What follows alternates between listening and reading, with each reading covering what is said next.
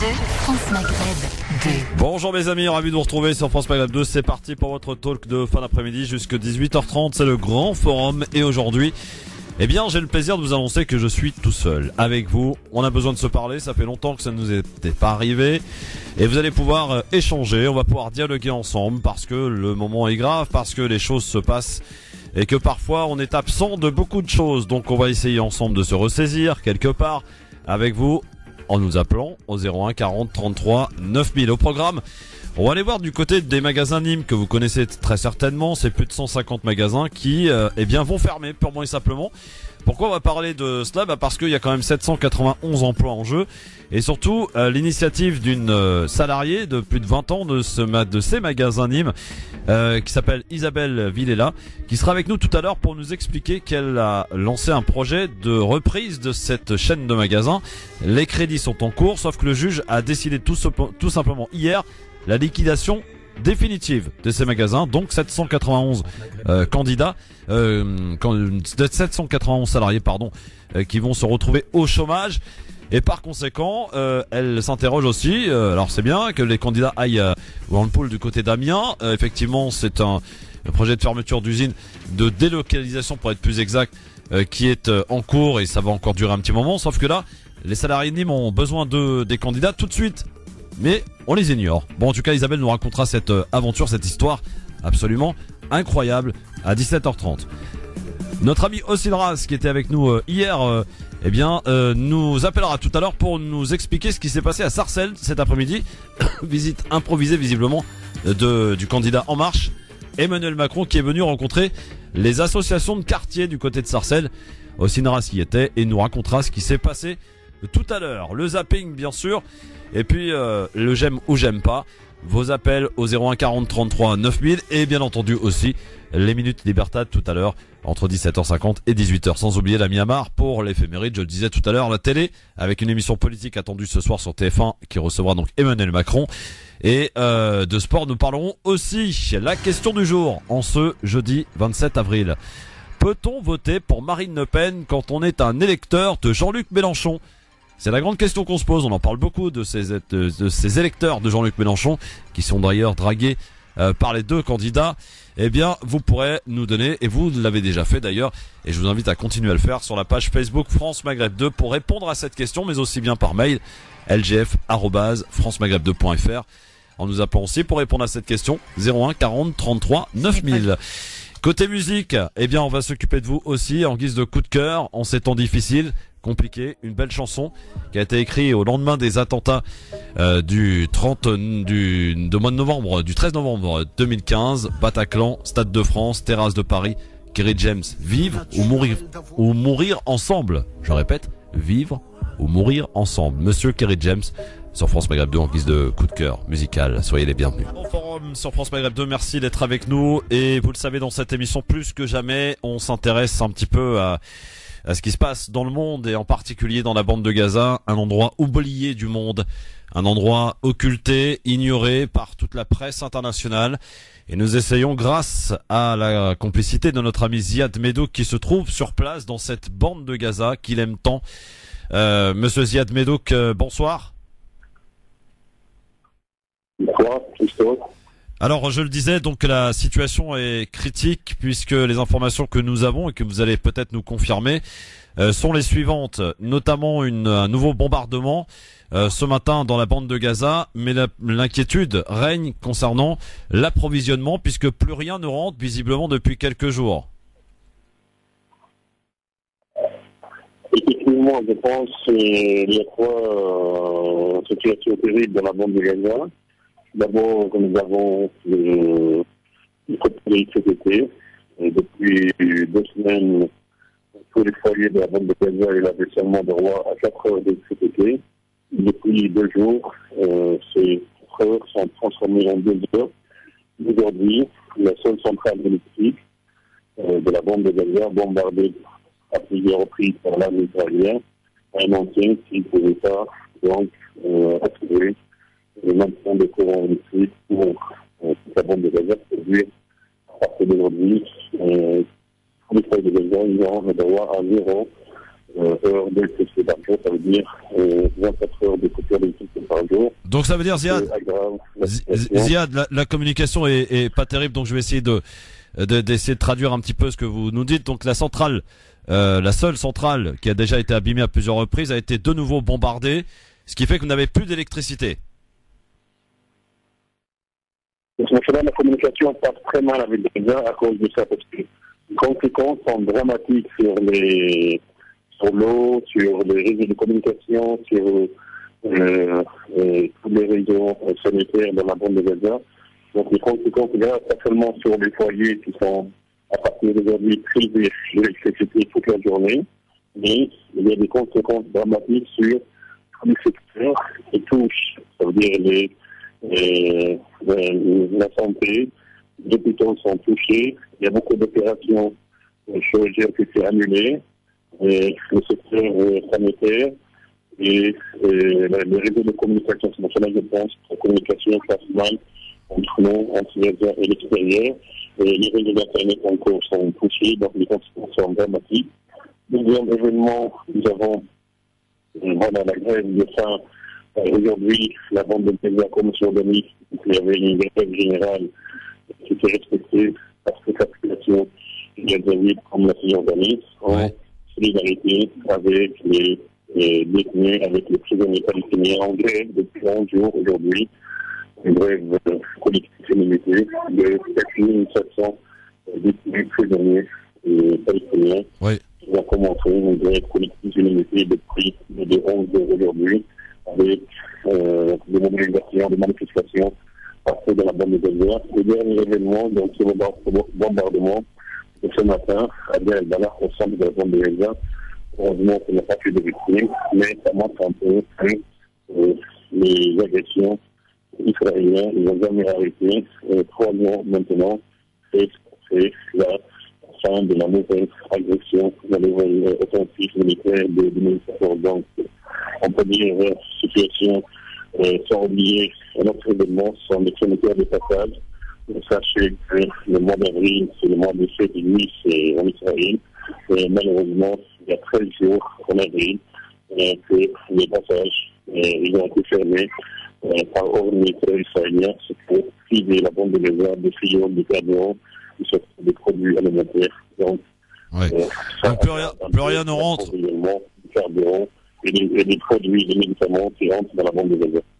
Donc plus rien ne rentre, vous l'avez compris, grève générale de la population de Gaza en soutien et en Cisjordanie aussi aux Palestiniens, aux prisonniers palestiniens qui ont entamé une grève de la faim depuis 11 jours. Et la situation aussi de Marwan Barghouti qui visiblement est dans un état critique. Ziad, vous nous le confirmez?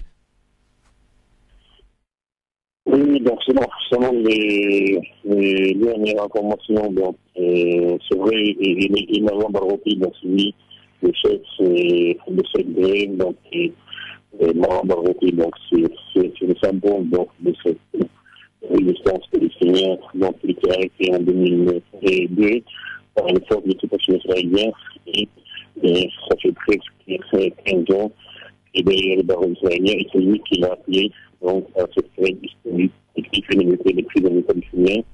Et malheureusement, il était isolé depuis 11 jours. Selon les dernières informations, selon les avocats qui ont poussé à lui rendre visite, ils ont dit qu'à cause de cette grève, cette situation est un peu critique. Heureusement, les autorités israéliennes ont mis dans une cellule isolée. Il est isolé. Il a interdit maintenant de rendre visite. Sachez qu'il a écrit, il a réussi à écrire un article blanc et les documents internationaux. Surtout, il a fait appel à tous les parlementaires, à tous les députés et le monde entier de se tenir face à lui. C'est un député élu dans le Conseil législatif palestinien. Il a été élu en 85, donc il est toujours député. Ziad. Son arrestation arbitraire de la part des forces d'occupation israéliennes. Donc, elle est isolée, elle est privée de visite de ses avocats et de sa famille surtout. Les autorités israéliennes, ils ont interdit du médecin de lui rendre visite, donc cette situation est toujours critique. Ziad, je suis désolé parce que vraiment, la communication est vraiment très très mauvaise. On comprend pas tout ce que vous dites et c'est bien dommage. Juste pour finir, on aura l'occasion en tout cas de vous rappeler un peu plus régulièrement pour prendre des nouvelles, puisque la situation, vous nous le disiez, de ce que l'on a pu comprendre en tout cas de cet entretien, c'est que la situation est de plus en plus dramatique à Gaza, avec ce nouveau bombardement, avec ces approvisionnements qui ont été coupés, donc plus rien ne rentre dans la bande de Gaza, des conséquences dramatiques sur les hôpitaux, la santé, l'approvisionnement en nourriture, en médicaments. Comme vous avez dit, malheureusement, c'est une région de cette crise donnée et le monde entier, malheureusement, est intéressé à Gaza quand il y a des clashs, quand il y a des morts, quand il y a des bombardements. Aujourd'hui, donc, tout le monde a oublié Gaza, c'est vrai, il y a des complications de Gaza et de la souffrance permanente. Ziad, juste en un mot, la presse, une certaine presse, le peu qui en parle en tout cas, parle des risques d'un déclenchement d'une nouvelle intifada. Est-ce que vous nous confirmez cette tension palpable? Écoutez, je pense qu'on n'est pas encore arrivé là, mais je pense qu'il faut attendre un peu les résultats de cette grève historique de ces prisonniers. Je pense s'il y aura demain un mort ou un martyr côté prisonnier, je pense c'est sûr qu'il ne faut pas oublier que les Palestiniens sont désespérés, soit en Cisjordanie, soit dans la bande de Gaza, parce qu'il y a une absence de perspective. Les choses n'avancent pas, le chômage agriculteur grave. Donc, ça croit, la situation est politique, les choses n'avancent pas. Et le nouveau président de l'administration américaine ne fait pas de se tenir comme d'habitude d'Israël. Et soit l'autorité palestinienne, soit à Gaza, les choses n'avancent pas. La population civile, elle est désespérée.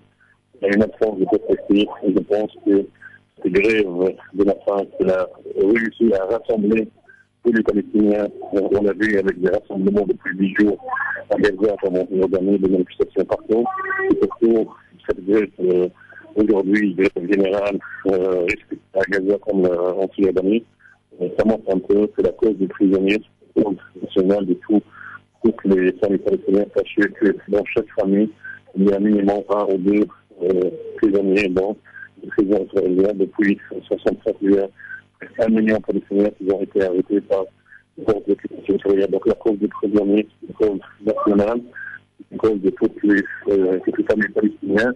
Et je pense que pour répondre directement, si je pense qu'il y a une visite du président de l'autorité palestinienne à la base aux États-Unis 3 mai, après cette visite, on va voir quelles sont les perspectives de ce processus de paix en plein échec entre les Palestiniens. On va voir comment les Américains ils vont réagir. Ce sont leurs propositions pour régler le conflit, surtout. On va voir les résultats. Aujourd'hui, nous sommes au 11e jour de cette grève historique collective de cette prisonniers. Après, on va voir du jour qui vient pour voir quels sont les résultats. S'il y aura des résultats sur les autorités israéliennes vont améliorer les conditions de détention de ces prisonniers, ou si les prisonniers vont soit arrêter, soit continuer, poursuivre leur grève. On va voir pour les jours qui viennent comment les choses vont évoluer.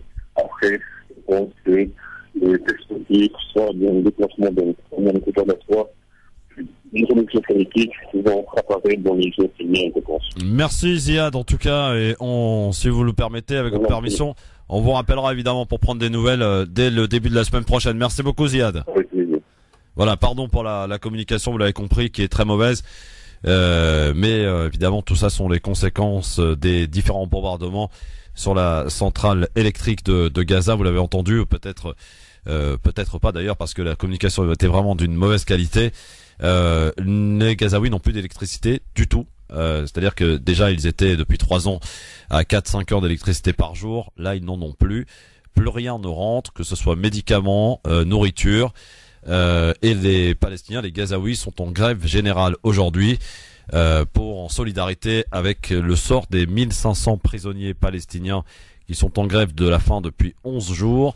L'État de Marwan Barghouti, qui est évidemment le leader de la contestation palestinienne, est dans un état critique, à tel point d'ailleurs que quelques responsables israéliens on parlait même en ayant des mots, en employant des adjectifs qualificatifs absolument dramatiques le concernant, mais plus rien ne nous étonne de ce côté-là. Et puis, bien entendu, donc une nouvelle intifada qui donc pourrait être malheureusement se déclencher et cette résistance qui va une nouvelle fois essayer de se faire entendre, bien que le monde ne les entend pas. Voilà, je tenais en tout cas à ce que l'on prenne des nouvelles parce que la situation est grave et comme nous le répète à chaque poisillade que nous avons eu en 2014, vous vous en souvenez, et que nous avons eu de temps en temps aussi sur cette antenne dans cette émission, la situation n'a absolument pas évolué malgré ces 2500 morts dans la bande de Gaza en juillet 2014. 01 40 33 9000. Voilà, on prend des nouvelles parce que ça nous tient à cœur, parce que on défend évidemment la justice. Nous sommes tous contre l'injustice, bien sûr, et l'injustice perdure, se perpétue dans cette Palestine qu'on aime tant. Voilà, 01 40 33 9000. Alors, dans un instant, on aura Osinras qui va nous donner lui des nouvelles. Là, on revient en France de Emmanuel Macron, de son déplacement du côté de Sarcelles. Je vous rappelle la question du jour aujourd'hui que l'on vous pose, qui est la suivante: peut-on voter pour Marine Le Pen quand on est un électeur de Jean-Luc Mélenchon? C'est la question qu'on vous pose sur la page Facebook depuis ce matin, et vous êtes invité donc à y répondre. C'est ce que vous avez fait d'ailleurs fort gentiment. Voici quelques-uns des commentaires que je vous livre, comme ça je vous en livrerai au fur et à mesure de cette émission. Yann qui nous dit: je ne crois ni en l'un ni en l'autre, mais il est de notre devoir de voter pour le moindre mal et affirmer donc son choix, et surtout réagir aux législatives pour notamment essayer de contrer ces lois El Khomri, et essayer de travailler, de s'occuper de nos enfants, oui, pour qu'ils relèvent les défis à venir. Allez en positive, nous dit ce commentaire, cet auditeur sur la page Facebook. Je vous en dirai d'autres évidemment, il y en a beaucoup tout à l'heure. Mais pour l'heure, si vous le voulez bien, oui, je vais y arriver, on passe au zapping. Alors dans ce zapping, bien sûr, aujourd'hui, qui va commencer par Claude Barthelone, président de l'Assemblée nationale, a eu l'impression lors du premier tour d'assister plus à un concours de The Voice qu'à une élection présidentielle. C'est ce qu'il a dit, écoutez. Il faut que la raison triomphe. Vous savez, moi, ce premier tour d'élection présidentielle m'a un peu frustré. J'avais l'impression d'assister beaucoup plus à un concours télé The Voice, beaucoup plus qu'à une élection présidentielle, où il fallait trouver la phrase, où on avait 10 minutes pour essayer d'expliquer la situation que connaissait la France, l'Europe et l'évolution au niveau de la mondialisation. Là, je trouve que M. Macron est dans la campagne électorale. Et il faut qu'il réussisse à faire comprendre que la responsabilité d'un homme politique, ou d'une femme politique normalement, c'est de pas simplement de venir attirer les médias ou essayer de profiter du malheur des gens, mais d'essayer de proposer une proposition. Voilà, Claude Barthelone, président de l'Assemblée nationale, qui livrait donc son diagnostic de ce premier tour de cette élection présidentielle, qui ressemblait, comme il l'a déclaré, plus à un concours de The Voice qu'à une élection, à une campagne présidentielle. Emmanuel Macron, après sa journée difficile hier après-midi du côté d'Amiens, lors d'un meeting à Arras, hier soir, s'en est pris à Marine Le Pen, en reprenant un peu ses classiques, en hurlant un peu dans ses meetings. Écoutez. Madame Le Pen et ses amis, ils seront réfugiés au château de Montretout, mais ce sont vous et vos enfants qui iront la faire. La même guerre qui en a fait tomber tant et tant. Alors ne cédons pas à cela. Alors ils ne passeront pas. Alors moi je n'en veux pas. Alors que toutes celles et ceux qui aujourd'hui ont décidé d'être les somnambules du 21e siècle, honte à eux. Nous sommes debout, nous sommes en marche. Et nous irons au bout, avec responsabilité.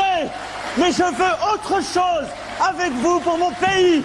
Mais pas ça, pas ça, pas ça. Voilà, la colère d'Emmanuel Macron hier en meeting à Arras. Donc, pas ça, pas ça, pas ça. Preuve que Marine Le Pen est la digne héritière de son père. Tiens, je vous ai retrouvé un Jean-Marie Le Pen qui ose comparer quand même, préférant les vaches aux Arabes. Ça ne s'invente pas. Après ça, j'ai acheté une maison de campagne pour permettre à mes enfants, qui habitaient le 15e, de voir des vaches. Du côté de Au lieu de voir des Arabes. Ben, il y avait... vous savez, moi ça me gêne pas.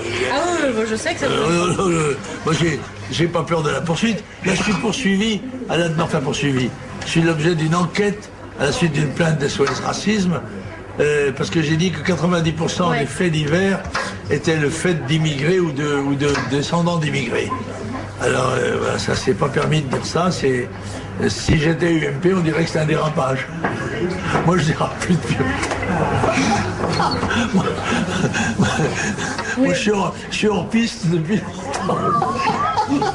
Je suis en express, moi. Et dire qu'il y en a qui pensent à voter pour ça. Bon, écoutez, après chacun ses convictions, hein, mais bon. 01 40 33 9000, allô, bonsoir Méziane. Oui, bonsoir Christophe. Oui. Excuse-moi, je voulais juste te demander un truc. J'ai pas bien suivi l'histoire de la Palestine. Là, il s'est passé encore des bombardements aujourd'hui. Oui, nous avons Ziad qui nous disait depuis la bande de Gaza, effectivement, qu'il y a eu de nouveaux bombardements sur la centrale électrique qui était déjà bien abîmée dans des différents bombardements survenus en 2014. Et aujourd'hui, ce qui fait la conséquence donc est dramatique puisqu'ils n'ont plus d'électricité, sachant qu'ils en avaient 4 à 5 heures par jour. Là, ils n'en ont plus du tout. Donc c'est H24. Si vous y ajoutez l'approvisionnement qui est complètement bloqué, parce que vous savez que les points de passage sont pas nombreux, hein, notamment d'Israël, qui donc plus rien ne rentre pour l'instant dans la bande de Gaza, plus de médicaments, quasiment plus de nourriture, le gasoil, enfin tout ce qui est carburant évidemment, il n'y en a plus. Donc les Palestiniens et les Gazaouis sont en grève générale. Et des conséquences dramatiques évidemment avec ce nouveau bombardement survenu ce matin. Qu'est-ce qui a fait déclencher cette attaque-là des Israéliens? Écoute, visiblement ce sont cette résistance palestinienne qui sont en grève de la faim dans les prisons israéliennes. 1500 Palestiniens qui sont en grève depuis 11 jours et la tension qui est de plus en plus palpable donc dans ces territoires. Et le monde reste silencieux, reste aveugle, sourd, muet concernant cette situation des Palestiniens, mais c'est pas d'aujourd'hui. Hein. C'est une provocation de plus, bien entendu. Justement, en fonction de cette actualité, justement, et puis l'histoire de Macron, moi, lorsque je l'ai entendu sur une radio, radio communautaire juive, où il avait dit qu'il ne reconnaissait pas l'État d'Israël, rien que pour ça, moi, je ne voterai pas pour lui. La reconnaissance de l'État palestinien, tu veux dire? L'État palestinien, pardon. Oui, il a dit rien que pour ça. Tu vois, c'est un mec qui n'est pas fiable du tout, qui n'est pas pour la justice, il est soumis à des lobbies et à des pressions américano-sionistes. Rien que pour ça. Très bien. Merci Méziane. 01 40 33 9000 pour nous appeler bien sûr si vous souhaitez prendre la parole. Vous avez la possibilité de le faire bien sûr. On continue notre zapping. Il a donc choisi le nord de la France, Emmanuel Macron, pour lancer sa campagne de l'entre-deux tours avant ce meeting donc hier à Arras où il était hier après-midi sur le site de l'usine Whirlpool d'Amiens, usine qui est menacée de fermeture alors que vous savez que près de 300 salariés travaillent encore sur place. Emmanuel Macron, dans un premier temps, donc s'est entretenu avec l'intersyndicale, puis il a reçu un accueil houleux de salariés en colère, mais sa rivale du second tour lui a emboîté le pas dans un déplacement en effet qui n'était pas dans son agenda. Marine Le Pen est allée un peu plus tôt dans la journée, elle aussi, à la rencontre de salariés sur le parking de cette usine Whirlpool. Marine Le Pen échangeant quelques selfies et surtout l'occasion pour elle d'affirmer haut et fort son programme et de placer une nouvelle attaque contre Emmanuel Macron. Écoutez. Ça fait des années que je dis qu'on ne peut pas laisser la concurrence internationale déloyale se déployer ainsi, qu'il faut faire un barrage à la mondialisation sauvage, que pour ça il faut faire du patriotisme économique, qu'il faut faire du protectionnisme intelligent et qu'il est hors de question de financer des entreprises pour qu'elles laissent sur le carreau des salariés. Voilà. Je le dis depuis des années, je continuerai à le dire, par conséquent je suis ici à ma place, exactement là où je dois être, au milieu des salariés de Whirlpool, au milieu de ces salariés qui résistent à cette mondialisation sauvage, à ce modèle économique qui est honteux. Je ne suis pas en train de manger des petits fours avec quelques représentants qui en réalité ne représentent qu'eux-mêmes.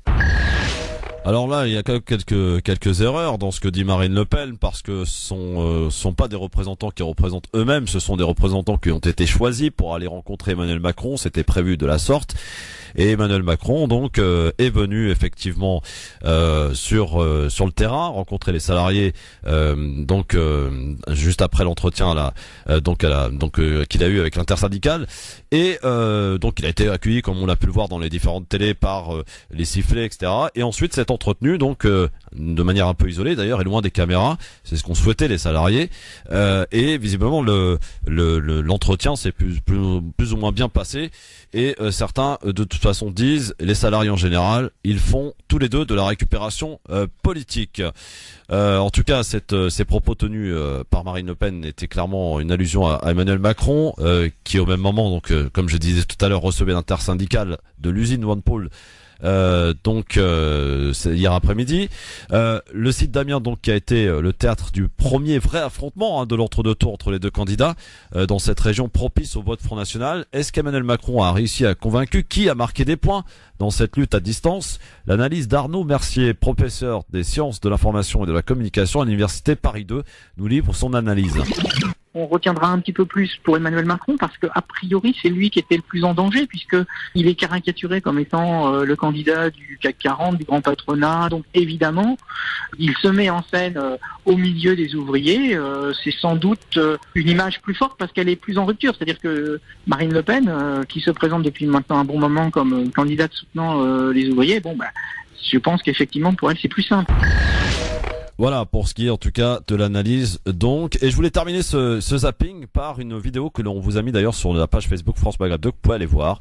Lors de son déplacement au marché de Rungis, Marine Le Pen a dit qu'il n'y aurait plus d'abattage rituel, donc plus de halal, et la question a été posée à Gilbert Collard. Donc plus de halal, donc ça veut dire plus de cachère non plus. Écoutez. D'abord, tous les juifs de France ne consomment pas de la viande cachère, il faut quand même le préciser. Hein.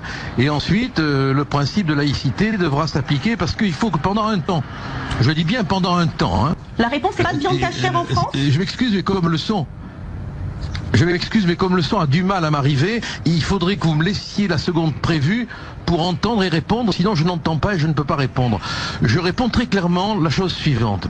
Dans un premier temps, l'abattage rituel sera supprimé de façon à pouvoir apaiser la laïcité. Après, on discutera avec les représentants des autorités religieuses. Mais on a besoin en France, pour un temps, et beaucoup d'amis juifs le comprennent, qui me l'ont dit, hein, bien évidemment, ça sera affaire de discussion, d'appréciation, hein, mais il faut qu'on apaise la laïcité en France. On a trop de tensions. Il y a un communautarisme qui s'est imposé, qui n'est pas du reste le fait de nos amis juifs, hein, loin de là. Hein. Il faut arriver à apaiser vraiment la laïcité, parce que on en arrive à des situations où du reste les juifs en France sont les premières victimes. Hein. C'est eux qui sont agressés dans la rue quand ils portent la kippa, c'est eux qui sont maltraités ou insultés. On a vu des manifestations où on criait juifs, voleurs, assassins récemment. Bon, alors il faut qu'on mette un terme à ce communautarisme qui est inacceptable. Bon, on voit le numéro 1 de monsieur Macron a appelé quand même par le biais d'une subvention qu'il a accordée au soutien du mouvement palestinien. Bon, alors justement, on va parler. C'est grave, et je crois que vous feriez mieux, c'est monsieur Ferrand pour le citer. Absolument lamentable. Gilbert Collard, donc du Front National, donc qui réagissait donc à cette volonté de Marine Le Pen qui entend supprimer purement et simplement l'abattage rituel. Et vous avez vu de quelle manière il répond quand on lui parle donc abattage rituel. Donc c'est le halal et également le kasher. Bon, on a tout compris. Enfin, moi j'ai compris. J'espère que vous aussi. À tout de suite. 01 40 33 9000 pour en parler avec vous et répondre à cette question aujourd'hui. Un électeur de Jean-Luc Mélenchon peut-il voter Marine Le Pen? C'est la question qu'on vous pose et à laquelle vous êtes invité à répondre sur la page Facebook France Maghreb 2. Dans un instant, Emmanuel Macron est parti, visiblement une visite qui n'était pas prévue là, à Sarcelles cet après-midi. Osinras nous en parle dans un instant. À tout de suite.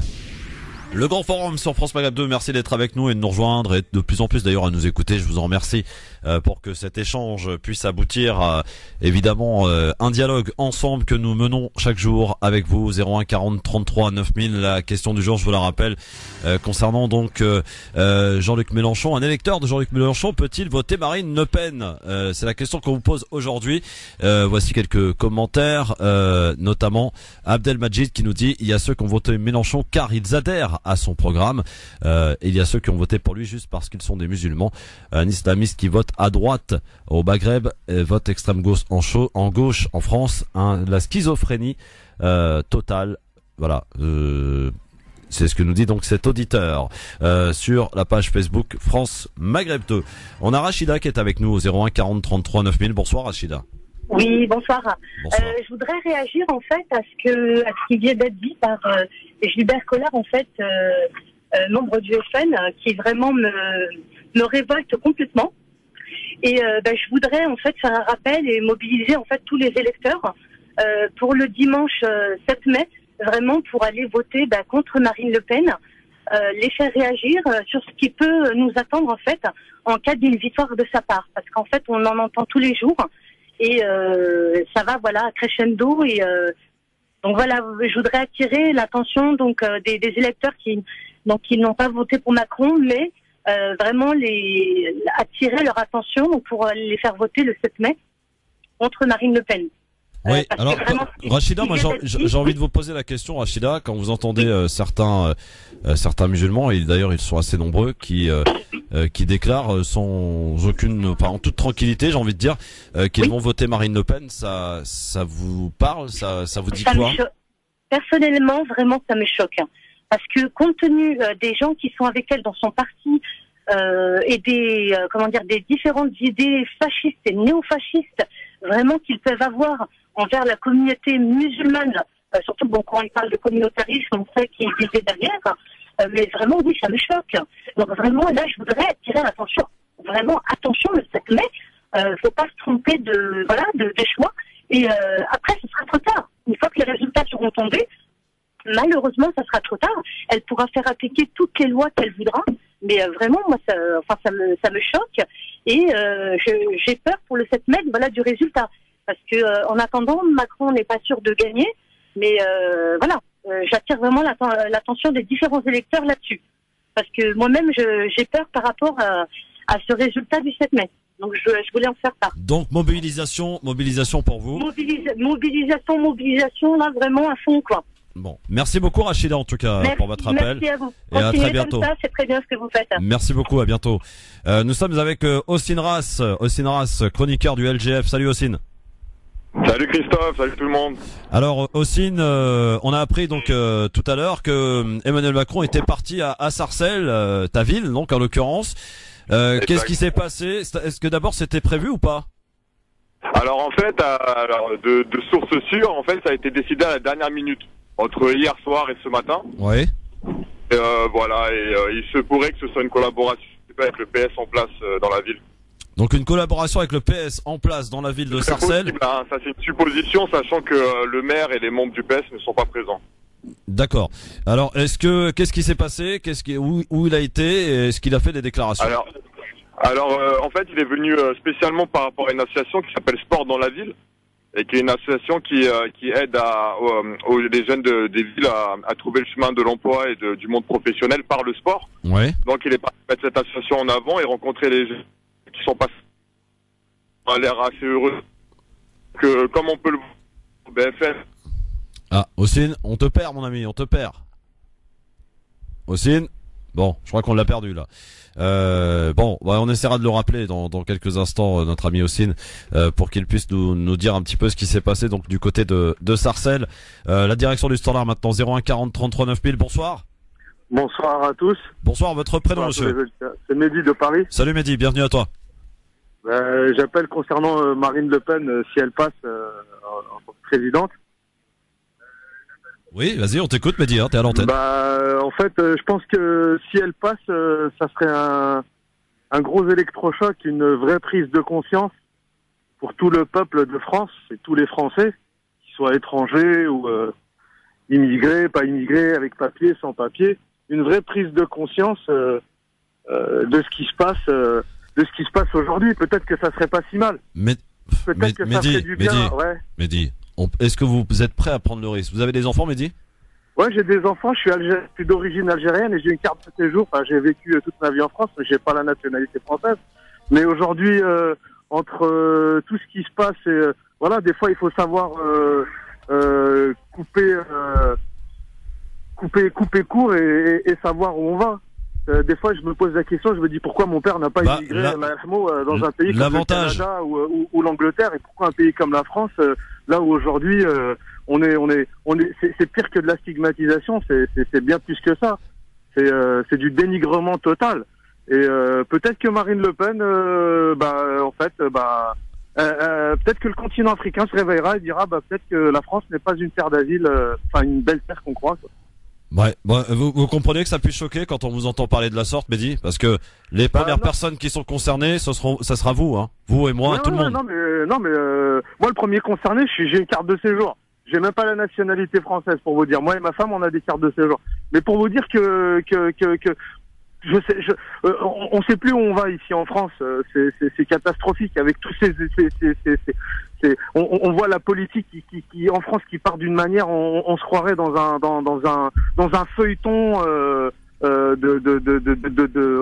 c'est horrible ce qui se passe, qu'on vit tous les jours, quoi. C'est grave. Et je pense qu'il y a vraiment, il faut des gros coups de masse comme ça pour faire prendre conscience au peuple de France que voilà quoi Bon, merci Mehdi. D'avoir une Marine Le Pen, excusez-moi. Oui, on a bien compris. Quelqu'un comme Marine Le Pen se présenter, d'avoir quelqu'un comme ça dans le paysage français au jour d'aujourd'hui. Il n'y a pas si longtemps, il y avait les nazis en France, en Europe. Et au jour d'aujourd'hui, avoir quelqu'un comme elle, je pense qu'il faudrait un électrochoc pour que les gens puissent se réveiller, en fait, pour qu'elle soit plus là. Merci Mehdi, à bientôt. C'est une réaction qui a du mal à passer, hein, chez moi, chez beaucoup de gens, et on a du mal à comprendre que beaucoup dans cette communauté se laissent tenter par ce risque, parce que ça en est un. Au moins l'avantage qu'on a avec elle, c'est qu'on sait à quoi s'en tenir, on sait ce qui va se passer visiblement, et vous êtes prêts à prendre ce risque? C'est un peu schizophrène, hein, pardonnez-moi de vous le dire, mais cette position est un peu schizophrène de la part de certains. Aussi, on t'a retrouvé? Oui, je suis là. Désolé, ça a coupé. Donc, tu nous disais, donc je te demandais qu'est-ce qu'il est parti faire, qu'est-ce qui s'est passé, qui a-t-il rencontré et y a-t-il eu des déclarations? Alors, il est venu spécialement rencontrer l'association Sport dans la ville, comme j'avais expliqué. Et en fait, je pense qu'il essaie de récupérer par rapport au bad buzz d'hier, par rapport à Whirlpool, ce qui a plutôt marché. On peut voir dans les images et sur place que il est très entouré par les jeunes et par les plus jeunes. Et ça va, il y a eu un bon retour de la part de la jeunesse. Il semblait être à l'écoute, il a répondu à beaucoup de questions, il a pris le temps avec les jeunes. On a vu des images très rares, donc c'est cool. Alors sur les déclarations, il en a fait plusieurs, surtout sur l'éducation, la jeunesse, le chemin vers l'emploi.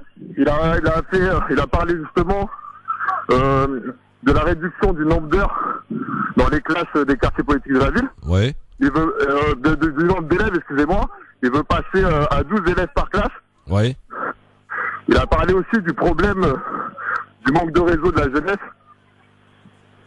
par rapport à pour trouver un emploi. Il expliquait que dans les classes sociales plus aisées, ils avaient plus de facilité par rapport à leurs familles et leurs amis, et que dans les quartiers, on a certaines difficultés par rapport à ça. Et donc, il veut encourager les écoles à créer des réseaux et des liens avec les associations et le monde de l'entreprise pour que les jeunes collégiens puissent déjà mettre un pied là-dedans et agrandir leur réseau à l'avance. C'est pas une mauvaise idée. Et donc les jeunes ont approuvé les déclarations d'Emmanuel Macron. Donc opération réussie. Une bonne pub pour lui. Une opération réussie donc du côté de Sarcelles. Plutôt réussie, ouais. Il y a beaucoup de monde, il y a beaucoup de journalistes. On va essayer. Je vois le maire aussi, donc voilà le lien Parti socialiste, il est clair. Le maire François Pupponi est aussi présent à ses côtés. Donc voilà. Est-ce qu'il est encore sur place ou il est déjà reparti? Ah non, il est toujours sur place. J'y suis, il y a beaucoup de monde. Et puis il y a beaucoup de monde, beaucoup de chaînes de télé, beaucoup de médias. Ouais. Je pense que l'opération com est assez réussie et il s'est assez rattrapé de Whirlpool hier, je pense, à mon avis. Bon, eh bien merci beaucoup en tout cas aussi, si t'as des petites infos, tu nous rappelles, hein. Voilà. Ouais, si j'arrive à la bande, cool aussi. Voilà. Merci à toi en tout cas. Tout à l'heure peut-être, et il sera d'ailleurs à la télé ce soir sur TF1 pour l'émission politique de TF1. 01 40 33 9000. Allô, bonsoir. Bonsoir Christophe, comment vas-tu? Bonsoir Karim. Comment vas-tu l'ami? Ça va très bien et toi Karim? Je suis un peu catastrophé par ce que j'entends, mais tu sais, moi Christophe, toi ça a l'air de te choquer, mais moi ça ne me choque pas du tout ce que j'entends, pour deux raisons. Parce que tu sais, chez les musulmans en principe, ils croient toujours que eux ne sont pas concernés. Et il suffit, Christophe, que tu te poses la question suivante. Pourquoi les 1,5 milliard de musulmans vivent dans des pays non démocratiques, dans des pays sous-développés, et héritent chacun de l'immigration. C'est-à-dire le père immigre, le fils immigre, le fils du fils immigre. D'après toi, pourquoi? C'est parce que justement, ils tiennent ce genre de résonance. C'est des gens qui n'ont pas pris conscience qu'ils pouvaient être une classe. Ils n'ont pas ce qu'on appelle la conscience de classe. Et en France, c'est exactement la même chose. Les gens, ils sont convaincus que Le Pen ne leur enlèvera aucun droit, qu'ils toucheront leur APL, que s'ils sont malades, ils toucheront leur pension d'invalidité, que s'ils sont à la retraite, ils auront leur retraite, que tabasser un arabe ou un noir dans la rue, ça sera toujours un délit, qu'on pourra porter plainte, que se faire balafrer le visage avec un cutter parce qu'on a un foulard, ça sera toujours condamné. Mais ce qu'ils oublient, c'est que ce qu'ils croient être un état de droit aujourd'hui, ils ne l'auront pas demain. Parce que moi, je vais sur les sites du FN et je lis ce que je lis. Et je sais très bien que les gens du FN, ils ne peuvent pas tenir des propos contraires à la loi, pour l'instant, parce qu'on est dans un état de droit. Mais ils annoncent la couleur, de toute façon. Ils disent bien que toutes ces lois antiracistes, que tous ces délits de faciès, que tous ces droits accordés à des minorités seront abolis.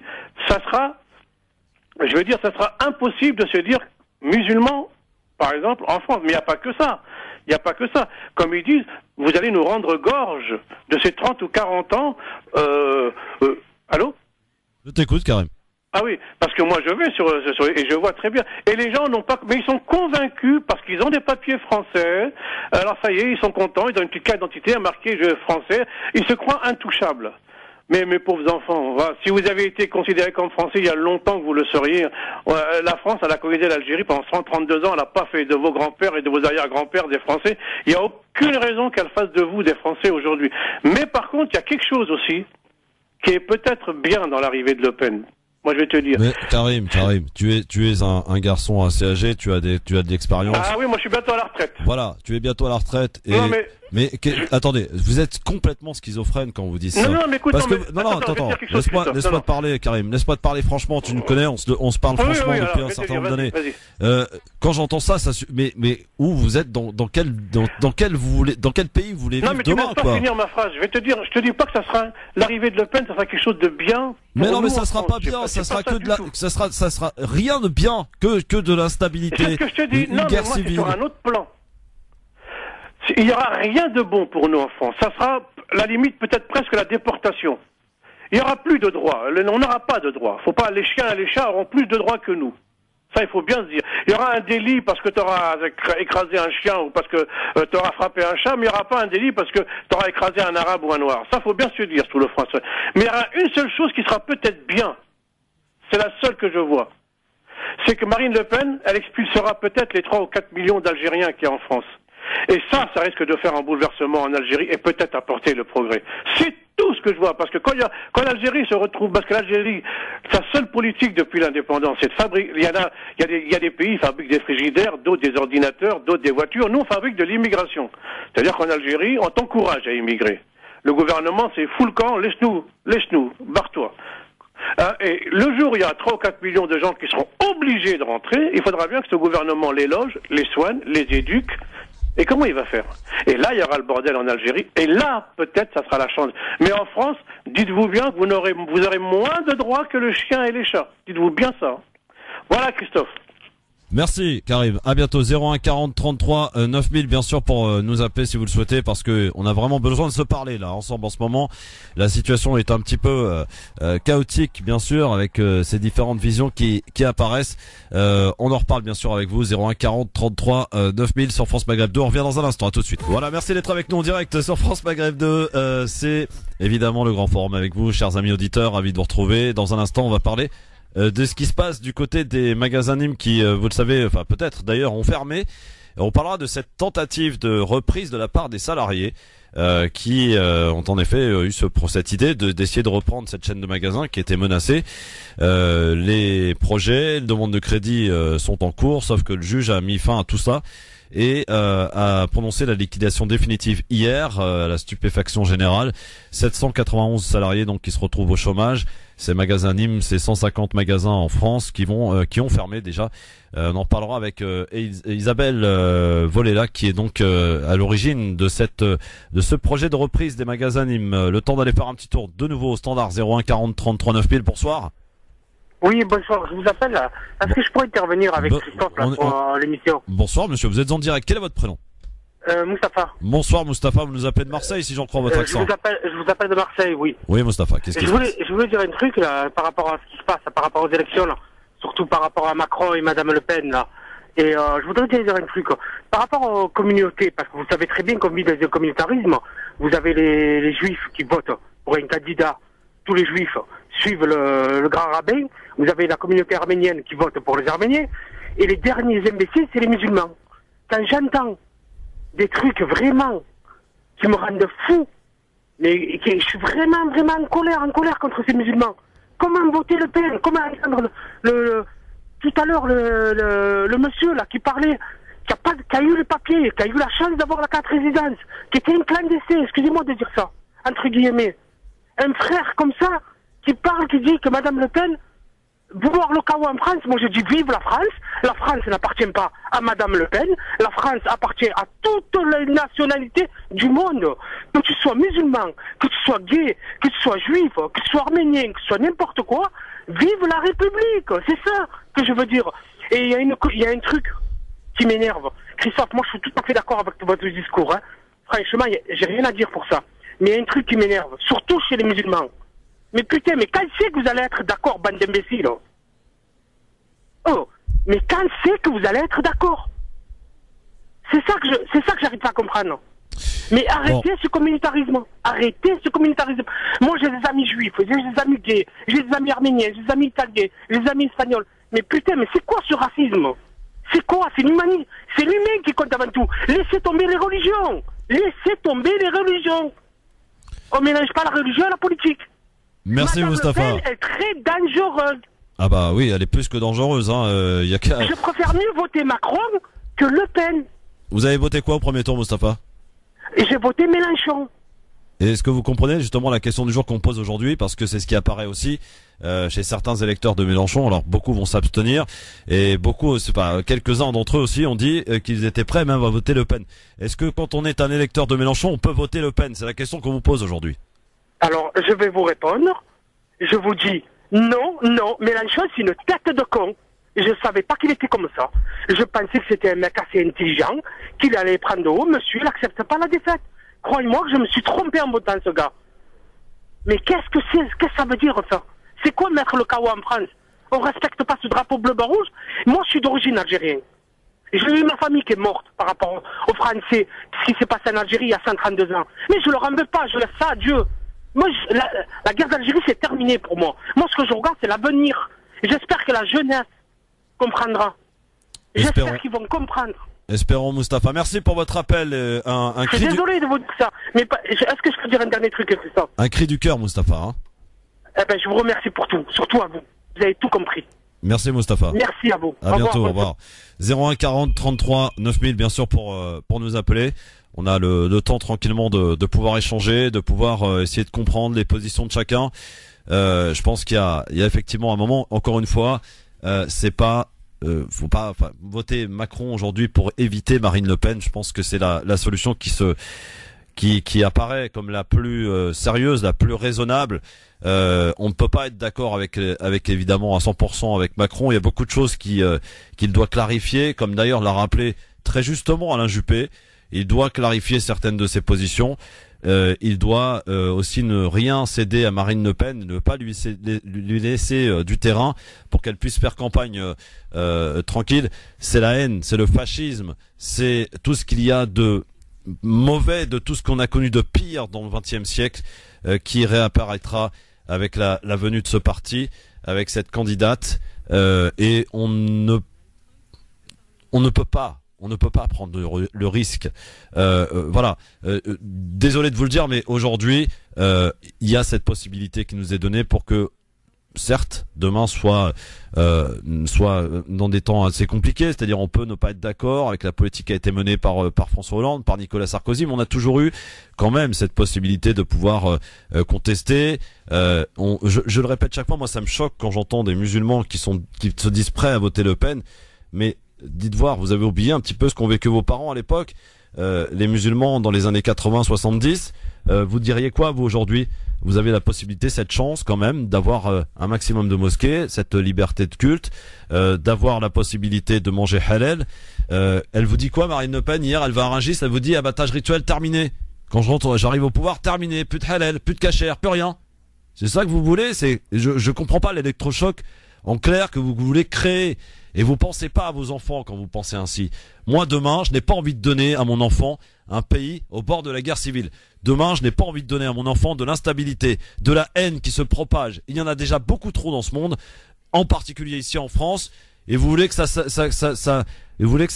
ne s'arrange pas. Au contraire, vous voulez que on continue, on aille sur ce terrain de la dangerosité, de la haine, du racisme, de la xénophobie, de l'islamophobie, qui est déjà trop importante, qu'on a du mal à recenser tellement il y en a. Alors il faut que ça cesse. Il faut que ça cesse cette schizophrénie qui apparaît dans cette communauté depuis ce deuxième tour.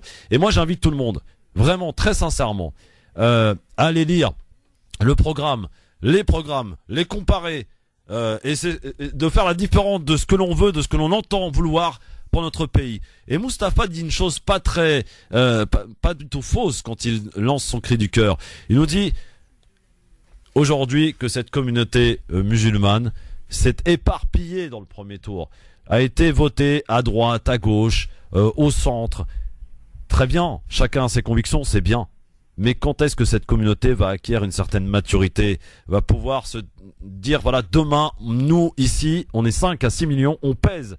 On peut montrer à un politique qu'on peut le dégager, comme on peut montrer à un politique que s'il nous paraît intéressant, s'il a des programmes et répond à certaines questions qui nous semblent intéressantes, on peut aussi le faire passer. C'est ce que fut le cas d'ailleurs pour François Hollande en 2012, rappelons-le, notamment contre Nicolas Sarkozy.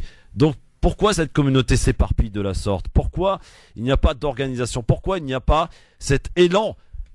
Et encore une fois, on ne peut pas être d'accord. Je voulais juste prendre l'exemple pour en finir, avant que de laisser évidemment la parole à vous, chers amis auditeurs.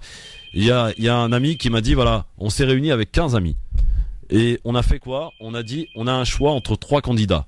Emmanuel Macron, Benoît Hamon, Jean-Luc Mélenchon. Qu'est-ce qu'on fait? Est-ce qu'on s'organise pour que notre voix, 15 voix, aillent vers un même candidat? Alors ils ont fait quoi? Ils se sont réunis et puis ils ont dit, tiens, alors quel est le meilleur programme? Quel est le vote de raison, le vote de conviction? Ils ont fait ces 3 votes et ils en ont conclu, voilà, on va voter pour tel candidat. Et ils ont désigné un candidat et ils ont voté les 15 pour les candidats, bien que il y en avait peut-être la moitié ou moins de la moitié qui n'étaient pas d'accord, mais ils ont joué collectif. Et voilà, c'était 15 voix pour ce candidat qu'ils ont gagné grâce, j'allais dire, à cette intelligence quelque part de rassemblement. Voilà, écoutez, c'est regrettable, mais encore une fois, il faut que les gens se prennent des coups pour comprendre. C'est quand même dramatique qu'aujourd'hui on sait à quoi s'en tenir, mais à défaut de stopper l'hémorragie, on veut encore en prendre des coups. J'ai du mal à comprendre. Allô, bonsoir. Oui, bonsoir Christophe. Salam alaikum, Thibaut d'Orléans. Salut Thibaut. Moi j'ai une seule chose à dire. Un vieux slogan, mais qui est malheureusement toujours d'actualité. Le fascisme, c'est la gangrène. Soit on l'élimine, soit on en crève. Voilà, donc maintenant Le Pen. On l'élimine alors. On l'élimine. Et point barre. On l'élimine alors, Thibaut. On l'élimine, on la vire, on veut pas de ça, on veut pas de ces discours de merde, désolé pour la politesse, mais on n'en veut pas, c'est tellement bas, non, on n'en veut pas. Moi, je suis français d'origine, de naissance. Et s'il y a des fachos, quelques-uns qui nous écoutent, moi, je le dis, salam alaikum, que la paix soit avec nous. Voilà, c'est tout ce que j'ai à dire. Merci Thibaut, merci de l'avoir dit en tout cas. Eh oui, que la paix soit avec nous, c'est important, bien sûr. Et puis, j'ai l'impression aussi qu'il y a une intoxication médiatique quand même qui apparaît, parce que je ne comprends pas aussi cette mauvaise image que peut avoir ce candidat Macron. Certes, c'est vrai que c'est quelque part le hollandisme assuré pour la suite, mais c'est un jeune, il a 39 ans, il a peut-être des choses différentes à proposer. Je vous invite à aller lire le programme. Voilà, et après on peut discuter de programme. Voilà, on n'est pas d'accord avec ce qu'il propose. Ça nous paraît bien, ça nous paraît moins bien. Le problème qu'il y a, c'est qu'on se réfère à une personne. C'est qu'on se réfère à ce qu'on peut lire et entendre à la télévision sur BFM TV. C'est dramatique. Parlons programme. Allons lire le programme. Est-ce qu'il n'y a pas que des mauvaises choses dans ce programme? Il y a aussi des choses intéressantes. On prend l'école. L'école, 12 enfants par classe. C'est pas une vraie proposition, ça? Bon, c'est peut-être un peu difficile à réaliser, mais en tout cas, la proposition, elle est là. Et cet après-midi, il est parti à Sarcelles expliquer ce qu'il entend justement apporter à l'école ce candidat. Bon, 01 40 33 9000, encore une fois, je ne suis loin d'être un pro-Macron, mais je suis en tout cas un anti-Le Pen. Ça, assumé même. Le grand forum sur France Maghreb 2, merci d'être avec nous en direct pour la suite de cette émission avec bien sûr vos appels au 01 40 33 9000 et cette question du jour, un électeur de Jean-Luc Mélenchon peut-il voter Marine Le Pen? C'est ce qu'on vous demande donc via la page Facebook France Maghreb 2. Asia qui nous dit jamais de la vie, c'est de la trahison que de voter pour cette imposture de femme, mais ce n'est pas parce que qu'on est contre Marine qu'on votera forcément pour Macron. Le vote blanc existe. L'abstention aussi, nous dit Asia. Quelques commentaires bien sûr. Vous continuez en tout cas à répondre à cette question du jour sur la page Facebook France Maghreb 2. Je vous propose maintenant d'ouvrir un autre sujet. Vous savez que les chiffres d'ailleurs du chômage sont tombés hier et que pour finir le quinquennat Hollande, ils ne sont pas bons ces chiffres de chômage et ils risquent encore de monter avec une chaîne de magasins qui a fermé. Avec Isabelle Vélola qui est avec nous. Bonjour. Bonjour. Bonjour Isabelle. Alors votre histoire est très intéressante et elle méritait en tout cas qu'on s'y attarde. Ça fait 20 ans que vous travaillez pour cette chaîne de magasins, chaîne Nîmes. Exactement, oui. Et cette chaîne de magasins donc a fermé, a déposé le bilan en quelque sorte. Et vous êtes à l'initiative d'une reprise, d'un projet de reprise de cette chaîne de magasins. Vous vous êtes dit, ça fait 20 ans que j'y suis. On ne peut pas envisager de fermer, on peut éventuellement essayer de sauver. Et vous avez engagé donc ces différentes démarches auprès des différents ministères pour obtenir des crédits. Tout ça est en cours. Exactement. Sauf que hier, coup de théâtre, Isabelle. C'est ça, douche froide. Douche froide. Puisque le juge a décidé tout simplement de prononcer la liquidation définitive. Sèche en plus. On ne donne même pas de délai, c'est demain, c'est fermé. Les rideaux des magasins sont fermés. Alors comment tout ça a commencé, Isabelle, pour revenir un petit peu en arrière? C'est une chaîne de magasins qui se portait plutôt bien pourtant. Ah oui, enfin qui a souffert un peu comme les autres enseignes de la crise et de toutes ces choses. Mais on a commencé vraiment à aller vers le bas quand nous avons été rachetés pour notre malheur par un actionnaire hongkongais. Parce que là, ça a été un vrai problème. Il n'y avait pas de gestion, il n'y avait pas de stratégie. Ils n'ont jamais rien investi. Et personne n'a été regardant sur ce qui se passait dans la société, malgré certaines alertes aux procureurs sur les agissements de ce groupe hongkongais. Qui a fait venir un fournisseur quasi unique qui ponctionnait plus de 20% de commission sur de l'achat. Donc ça n'a fait que ramener cette société vers le bas et à bout d'un moment on n'a pas pu régler certaines factures. Donc on a été en défaut de paiement et on a été mis en redressement judiciaire. À quel moment vous avez pris cette décision, Isabelle, pour vous dire mais on peut pas laisser fermer ces magasins, on peut pas laisser ces 791 salariés qui vont se retrouvent maintenant au chômage. On va essayer de sauver un peu les choses. De quelle manière vous y êtes prise? C'était exactement le 9. Enfin, on était à la maison après tant d'espoir, de sursis avec des futurs repreneurs sur des offres globales, la juge qui n'en voulait pas. J'avais commencé à faire mon deuil et notre président du CCUNSA nous appelle un week-end parce que lui s'est battu avec nous a ouvert beaucoup de portes du ministère justement pour garantir que si on était en liquidation sèche avec 790 personnes au chômage, qu'on puisse partir dignement. Donc on menait ce combat en parallèle, on a obtenu d'ailleurs. Et il nous a dit, on a encore une dernière carte à jouer. Vous avez encore la possibilité de sauver votre enseigne si on arrive à obtenir un financement de l'État. Et donc, vous pourriez reprendre en format scope. Donc, une société reprise par les salariés, quoi. Oui. Est-ce que donc vous avez entamé les démarches, les crédits, enfin les demandes de crédit pour obtenir une certaine somme, parce qu'il faut une certaine somme évidemment, oui, sont en cours. Et t'as toujours, en tout cas jusqu'à hier, ils étaient toujours en examen de notre dossier. Et quel a été, est-ce qu'il a motivé sa décision, le juge? Le juge a motivé sa décision en stipulant que le projet de la SCOP était irrecevable parce qu'il arrivait trop tard, et que voilà, la société fallait que ça s'arrête parce qu'elle perdait encore de l'argent, donc c'est pour ça qu'elle a décidé liquidation sèche. Nous, on pensait vraiment qu'elle allait encore nous laisser 15 jours pour finaliser ce dossier, obtenir le soutien financier de l'État, mais non, elle n'a pas voulu nous attendre. Est-ce que vous avez eu la visite ou peut-être un dialogue avec les candidats à la présidentielle? Eh ben non, pas du tout. D'ailleurs, je comprends pas pourquoi le silence des présidentielles au premier tour sur notre société. J'ai regardé les infos, ils sont bien entendu allés à Whirlpool qui est menacé, mais eux, c'est dans 20 ans. Nous, c'est là aujourd'hui, nos magasins ferment et aucun ne s'est rapproché de nous. On est complètement invisible. Donc aujourd'hui, concrètement, les magasins sont fermés?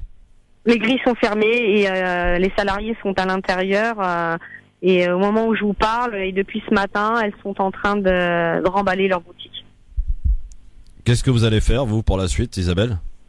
Eh bien, nous, on a, je vous avoue, hier, j'étais abattue. Et face à la décision du tribunal, j'accepte pas la fatalité. Je vais la transformer presque en opportunité. Il faut qu'on réfléchisse justement à la faisabilité. Il y a quelques idées qui commencent à arriver depuis ce matin à tête reposée. Ouais. On a ressollicité justement Bercy, qui devrait pas tarder à nous donner un rendez-vous. Enfin, pas tarder, c'est la semaine prochaine. Hein. Oui, Isabelle. Oui, on attend la confirmation d'un rendez-vous au ministère pour semaine prochaine. Est-ce que vous pensez que cette décision a un lien avec cette campagne présidentielle, en étant en plein deuxième tour de cette présidentielle? Est-ce que vous pensez que c'est un lien ou pas du tout?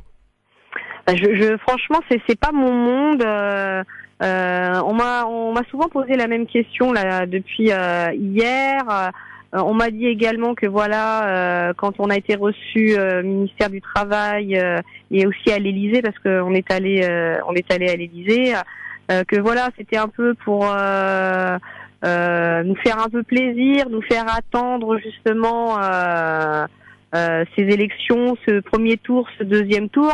Mais j'ai peine à croire que le ministère des Finances nous ait fait un courrier, tout ça pour nos beaux yeux.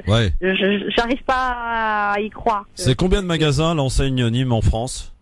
Là actuellement, on est 158 boutiques et on était à 330 il y a à peine 2 mois, et avec le rachat, enfin la cession par Talivel et Tam, qui ont repris quand même 71 boutiques. Là oui, on est en 158 ouvertes actuellement en succursale et on a encore un peu d'affiliés, mais voilà, qui ferment les uns derrière les autres parce qu'ils sont tous en train de passer chez Talivel. Alors donc, on l'a bien compris. Donc le juge a prononcé une liquidation définitive hier. Il ne reste plus de recours pour l'instant à l'heure où on parle. Là, le seul recours qui serait possible, c'est que l'État puisse apporter son financement et qu'on puisse faire justement une offre de reprise aux liquidateurs mandatés par le tribunal. Très bien, ça c'est la solution ultime qui reste donc pour sauver. Voilà, c'est la dernière celle-ci. 790 salariés donc qui vont se retrouver probablement au chômage. C'est ça. Puisqu'il n'y a pas une grosse mobilisation politique pour le coup. Isabelle, merci en tout cas et bon courage pour la suite. Merci à vous. Et puis on ne manquera pas de se tenir un petit peu au courant de la suite des choses donc de cette chaîne de magasins Nîmes donc qui ferme boutique. Vous avez peut-être pu vous en rendre compte vous qui êtes parti faire quelques courses ces jours-ci. Merci beaucoup Isabelle, bon courage. Merci, au revoir. À bientôt. Voilà, c'est aussi ça la France. Voilà, le chômage, 20 ans de service, j'allais dire, dans une boîte qui ferme parce qu'une mauvaise gestion est à l'appui. Et donc visiblement des salariés qui essaient de sauver leur entreprise, comme Isabelle a essayé de le faire, en proposant des solutions et surtout en allant chercher des crédits, de solliciter l'État pour essayer de sauver les choses. Bon bah voilà, le juge en a décidé autrement hier pour cette chaîne de magasins. 01 40 33 9000. Allez, on continue également de vous accueillir. Allô, bonsoir. Oui, bonsoir Christophe. Bonsoir, quel est ton prénom? Oui, Habib de Metz. Comment ça va Habib de Metz? Ouais, en fait, je voulais rebondir un peu sur ce qui s'est passé, la Marine et Mélenchon. Franchement, à entendre ce qui se passe là en ce moment là sur les chaînes là, sur la chaîne, franchement ça a marché sur la tête. Hein. Les gens sont à côté de la plaque, sont anesthésiés même. Oui, c'est ce qu'on peut se poser comme question, enfin, comme réflexion, on va dire. Oui. Parce que très franchement, là, il y a certains pays, je voulais insister là-dessus, il n'y a pas de deuxième tour. Hein. Là, on a encore une chance. Faut vraiment pas la louper. Parce que eux, une fois arrivés au pouvoir, le Front National, ils nous louperont pas. Très franchement. Ah bah ça, il y a des chances, oui, effectivement. Et je voulais dire la deuxième chose, c'est que le souci, c'est que là, on les voit pas, les Jamel Debbouze, les Cyril Hanouna. C'est vraiment, vraiment regrettable. Franchement, c'est... Là, j'ai une boule au ventre, je suis un peu dégoûté. Et franchement, moi j'ai voté le Mélenchon. Mais bon voilà quoi, là on n'a pas le choix. Habib, est-ce que vous êtes en colère après Mélenchon comme quelques-uns de ses électeurs parce qu'il ne s'est pas prononcé, parce que tout ça va un petit peu dans tous les sens finalement, on ne s'est pas positionné? Mais tout à fait. Franchement, c'est une erreur qu'il a faite. Franchement, ça c'est, je sais pas ce qu'il attend d'ailleurs. Mais là, à mon avis, sur les réseaux sociaux, ils vont pas le louper aussi. Hein. Franchement, alors, il devrait s'exprimer, nous dit-on, avant lundi prochain. Voilà. Ah ben j'espère bien, parce que franchement, on a du souci à se faire et là, les gens sont pas conscients. Franchement, comme tu disais, Christophe, c'est une honte pour nos parents, vraiment, parce que les gens qui vont voter Le Pen, issus de l'immigration, demain, ils pourront pas se regarder sur une glace. C'est impossible. Merci Habib, à très bientôt. Merci à toi. Allez, je voulais quand même vous donner quelques petites informations importantes, notamment le Conseil constitutionnel qui a tout simplement donné donc les résultats définitifs du premier tour de cette élection présidentielle. C'était hier, hein, donc les résultats officiels pour ce premier tour de l'élection présidentielle. Donc alors quelques chiffres hein, donc que je vais vous diffuser, des chiffres qui ont déjà été diffusés lundi dernier par le ministère de l'Intérieur, avec en tête Macron donc 24,01, Le Pen donc à 21,3%, Fillon a récolté 21,01%. Mélenchon arrive en 4e position avec 19,58%. Abstention quand même de 22%, exactement. Là, ce sont les chiffres officiels publiés par le Conseil constitutionnel. Benoît Hamon du Parti socialiste donc a récolté 6,37%. Nicolas Dupont-Aignan qui a récolté 4,70%. Jean Lassalle 1,21%. Philippe Poutou 1,09%. François Asselineau 0,92%. Nathalie Arthaud 0,64% et arrive en dernière position avec ce score de 0,18% pour Jacques Cheminade. Sont là les résultats officiels publiés hier par le Conseil constitutionnel, hier mercredi donc 26 avril. Voilà pour les résultats donc officiels. Abstention encore importante, voilà, plus de 22% de gens qui se sont abstenus, qui ne se sont pas prononcés. 01 40 33 9000 pour venir évidemment avec nous, échanger, dialoguer. Allô, bonsoir. Oui, bonsoir. Je vous appelle pour intervenir sur... Quel est votre prénom? Gilbert Collard. Quel est votre prénom, madame? Alors, c'est Lydie. Lydie, très bien. Vous nous appelez de Marseille? Oui. Très bien. Gilbert Collard qui a effectivement parlé de ce qu'a proposé, de ce qu'a déclaré hier Marine Le Pen à Rungis. Plus d'abattage rituel. Oui, c'est une honte. Il parle de laïcité, alors que la première loi dans la Constitution de la laïcité, c'est justement que tout le monde peut exercer son culte sans pour autant influencer son prochain ou l'endoctriner. Donc là, nous enlever le droit du sacrifice, c'est s'immiscer dans la religion, et je trouve que c'est pas très laïque et encore moins démocratique. Ouais, bon, on peut pas dire que la démocratie soit leur truc, quoi. Je veux dire, mais bon, effectivement, voilà, et puis vous avez vu comment il était absolument gêné lorsqu'on lui parle du kasher. Voilà, il va falloir il a dit, oui, nos amis juifs. Oui, mais ça c'est le discours du raciste typique. J'ai des amis noirs, des amis blacks, j'ai des amis arabes, j'ai des amis juifs.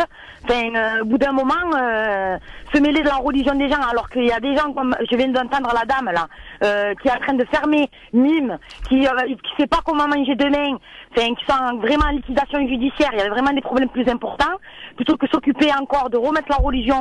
On se croirait encore à l'époque du Burkini, quoi. C'est vraiment pas le moment, quoi. Oui, merci à vous Lydie en tout cas et pour votre appel et à très bientôt Lydie, merci beaucoup. À bientôt. Voilà, 01 40 33 9000. Allez, dans un instant, on va se faire un petit coup de Libertad là. Allez, 01 40 33 9000. Libertad, c'est quoi? Bah vous appelez en direct et vous nous dites ce que vous voulez, bien sûr en toute liberté, en respectant les règles de cette émission, hein, je vous rappelle quand même. Pas de diffamation, pas d'appel à la haine, pas de racisme et tout ce qui s'ensuit, tout ça on les laisse aux autres, hein. Nous on les garde, on essaie de garder la bienséance.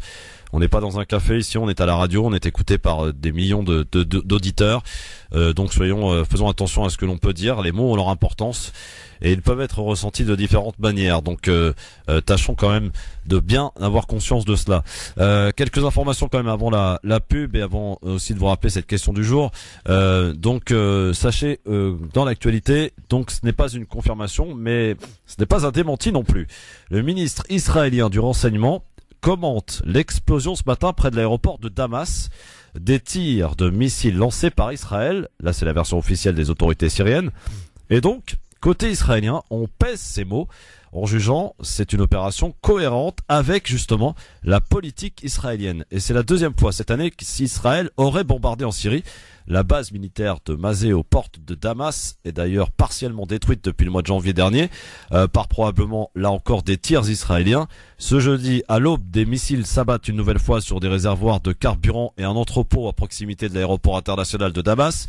Des explosions très puissantes qui secouent toute la région régulièrement depuis le début de la guerre dans ce pays. L'État est donc israélien, voisin de la Syrie. Même des offensives éclairs contre des positions bien précises. À plusieurs reprises, les forces du régime de Damas ont été frappées il y a quelques mois. Le Premier ministre Netanyahou l'avoue d'ailleurs publiquement. Son pays mène bel et bien des attaques en Syrie et le principal cible sont généralement des convois transportant des armes à destination de Hezbollah, considéré par Israël évidemment comme l'un de ses plus grands ennemis. Le Hezbollah libanais, dont les hommes combattent aux côtés de Bachar el-Assad, donne justement des informations concernant cette nouvelle attaque ce jeudi. Sur sa chaîne de télévision El-Manar, le Hezbollah évoque un raid de l'aviation israélienne. Et puis, je vous redonne également cette information que nous évoquions au début d'émission avec Ziad Bedouk depuis Gaza, la bande de Gaza qui a été une nouvelle fois bombardée ce matin. La centrale électrique quasiment terminée puisqu'il n'y a plus d'électricité du tout à l'heure où nous parlons dans la bande de Gaza. Et cette grève dans les territoires palestiniens, grève générale dans toutes les villes de Cisjordanie, en signe de solidarité donc avec les 1500 détenus en grève de la faim palestiniens donc, qui ont arrêté de s'alimenter depuis 11 jours dans les prisons israéliennes. 01 40 33 9000, à tout de suite pour la suite sur France Maghreb 2 et Libertad. Zao à l'instant sur France Maghreb 2. Merci d'être avec nous, c'est le Grand Forum évidemment, votre rendez-vous quotidien. Tiens, demain nous serons à Taberka en Tunisie, enfin pas nous, hein, mais Tarek Mami sera sur place pour nous commenter un petit peu ce qui se passe là-bas. Et vous allez voir qu'il se passe des choses intéressantes. Voilà. À la question du jour que je vous rappelle, en attendant de vous rapprocher de votre téléphone pour participer bien sûr à Libertad dans un instant. La question du jour est la suivante. Un électeur de Jean-Luc Mélenchon peut-il voter Marine Le Pen? C'est la question que l'on vous pose aujourd'hui et vous êtes quelques-uns à nous avoir répondu, à continuer de répondre à cette question sur la page Facebook de France Maghreb 2. Alors, tiens, quelques commentaires que je vous prends en exemple. Hassan qui nous dit « Jamais je ne voterai Le Pen quitte à quitter ce pays ». mais jamais, soit on a des principes, soit on ne les a pas, nous dit cet auditeur. Et puis un petit dernier pour la route, Taïeb, absolument pas, j'ai voté pour Mélenchon, et c'est la deuxième fois d'ailleurs, mais je voterai blanc, donc même si je sais Mélenchon, blanc compte pour dans sa proposition, en tout cas pour Mélenchon. Donc il dit je voterai blanc même si je sais que ça comptera nul. Voilà, ça c'est l'auditeur. Puis allez, Mohamed qui nous dit voilà, on vote Marine Le Pen quand on se sent français, patriote. 80% du programme de Marine Le Pen est identique à celui de Jean-Luc Mélenchon. Oui, alors ça, cher ami, je vous invite à vérifier vos sources parce qu'effectivement, c'est une propagande qui circule sur Internet, d'ailleurs, qui a été instrumentalisée par la fachosphère, qui ont comparé les programmes de Jean-Luc Mélenchon et de Marine Le Pen, indiquant que c'était quasiment les mêmes. Ça, c'est purement de la drague, mais c'est totalement faux. Voilà, je vous invite à aller vérifier, à relire les programmes, et vous allez vous apercevoir que ça n'a absolument rien à voir. Voilà, donc ne comparons pas l'incomparable. Ne comparons pas l'incomparable, c'est quand même dramatique de lire des choses pareilles. Et la moindre des choses aujourd'hui, je pense, en tout cas, à notre niveau, à votre niveau, c'est d'aller aussi vérifier les informations, les sources, parce qu'on peut voir beaucoup d'âneries sur les réseaux sociaux, et il y a beaucoup de manipulations. Et aujourd'hui, vous avez compris que l'électorat de Jean-Luc Mélenchon est dragué, particulièrement du côté Le Pen, et il n'hésite pas à instrumentaliser tout ça en publiant des tracts sur Internet qui indiquent que le programme des deux candidats serait les mêmes. Pas du tout, mais alors pas du tout. Pour les avoir lus, je peux vous dire que c'est pas du tout la même chose. 01 40 33 9000. Allô, bonsoir. Ah bah non, si j'appuie pas sur le bouton, ça risque pas de marcher, hein. Allô, bonsoir. Oui, bonsoir. J'aurais souhaité donner mon avis là pour le vote. Quel est votre prénom, madame? Malika. Malika, vous nous appelez d'où, ma chère Malika? Paris. De Paris, je vous écoute, Malika. Oui, bonjour. Voilà, alors donc, pour ceux qui votent, enfin moi de toute façon j'ai voté Mélenchon. Oui. Bon, je suis particulièrement en colère contre les gouvernements précédents parce qu'ils ont tout fait pour en faire monter le FN. Et vous avez de quoi? Vous avez de quoi, Malika? Et donc j'avais l'intention de voter blanc, mais comme j'apprends que certains d'entre nous ont décidé de voter Front National, bah, il faut essayer de faire baisser le poids, on va dire, hein, des gens qui vraiment méconnaissent totalement l'histoire du Front National. Moi, je les invite à se renseigner sur Jean-Marie Le Pen dans les années 70, qui insultait les Arabes à tout bout de champ sur les émissions politiques.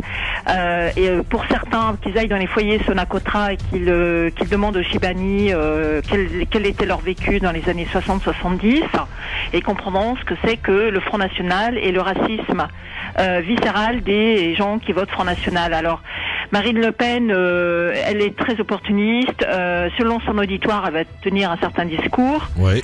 Et puis effectivement, quand bien même, là pour l'instant, elle s'intéresse à tout ce qui est sort des ouvriers, des chômeurs, de la classe moyenne, etc. Pour autant, ça ne veut pas dire que son programme correspond à celui de Mélenchon notamment, oui, ou même de Benoît Hamon.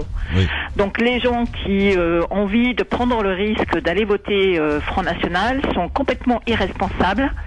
Je pense que véritablement il manque de conscience politique, de culture politique. Oui, absolument. Et absolument. un pareil geste, on ne voit pas du jour au lendemain, le lendemain donc du passage de Marine Le Pen, supposons qu'elle arrive au pouvoir. Faut pas croire qu'on va pouvoir s'en débarrasser facilement. Malika, donc si j'ai bien compris, en fait c'est en écoutant, en lisant, en écoutant donc ces gens qui se disent prêts à aller voter Marine Le Pen que vous êtes dit je vais peut-être aller changer mon vote. Et je vais aller voter Macron.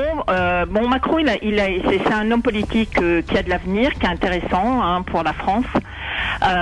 Pour autant, moi, j'adhère pas du tout à son programme parce que effectivement, c'est la continuité du programme de Hollande et des politiques depuis ces 30-40 dernières années. Mais vu que certains de ma communauté n'ont toujours pas compris, voilà, on a bien compris. J'ai bien compris, Malika. Donc, merci. Je vais contrer, je vais pas voter blanc, je vais carrément voter Macron. Merci, Malika, voilà. Et bonne soirée à vous. Merci à vous. Au revoir. Allez, Libertad, faut que ça aille un peu plus vite là. Hein. Faut 01 40 33 9000. Vous nous appelez de partout en France. Vous avez la possibilité de prendre cette parole. Tâchez l'utiliser à bon escient. 01 40 33 9000. Évidemment, pour nous appeler maintenant sur France Maghreb 2 dans cet espace Libertad pour terminer cette partie interactive de cette émission. Allô, bonsoir. Allô. Bonsoir, prénom et ville d'appel. Allô, c'est Mouloud de Romainville. Salut Mouloud. Oui, bonjour Christophe. Moi, je voulais te dire, j'ai voté Mélenchon au premier tour et j'irai voter quand même à contre-cœur Macron parce que je veux à tout prix éviter Madame Le Pen, quoi. Merci Mouloud. Je voulais te dire une dernière chose, Christophe. Oui. Je voulais te remercier d'avoir parlé de Gaza. Hein. Bah, pourquoi tu me remercier de parler de Gaza? Non, parce que nous, c'est on normal, non? parler d'élections, de machin, et je pense à la souffrance qu'ils doivent subir. Bah oui, et bien sûr. Penser, c'est une très bonne chose, Christophe, et je te salue pour ça. Merci, même si la liaison était pas au top, mais bon, on a essayé de faire ce qu'on a pu. Mais on l'a fait quand même, c'est très bien. Ah bah évidemment, ouais, tu nous connais. Non, évidemment.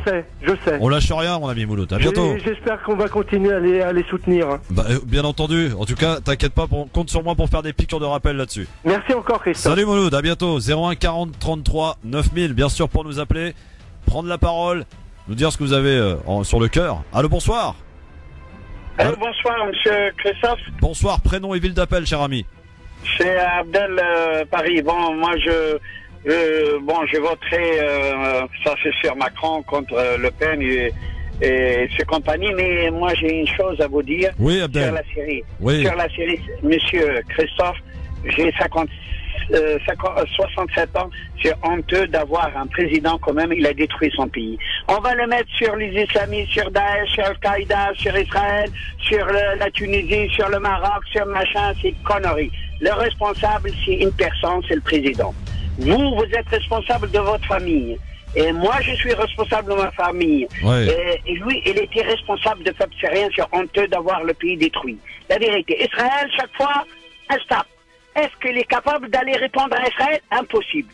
Même avant la guerre que ça se passe chez lui, Israël est occupé Al-Joulen, le Golan, le Golan, ouais. Knitra, il n'a jamais tiré un cartouche pour Israël. On dirait qu'il est d'accord avec elle. C'est honteux, ça. Merci, Abdel. Il laisse sa place à notre général ou à notre militaire ou à notre bassiste. Et puis, c'est honteux, ça. Le pays, elle n'avance plus, elle recule. La Russie, Poutine, elle cherche son intérêt.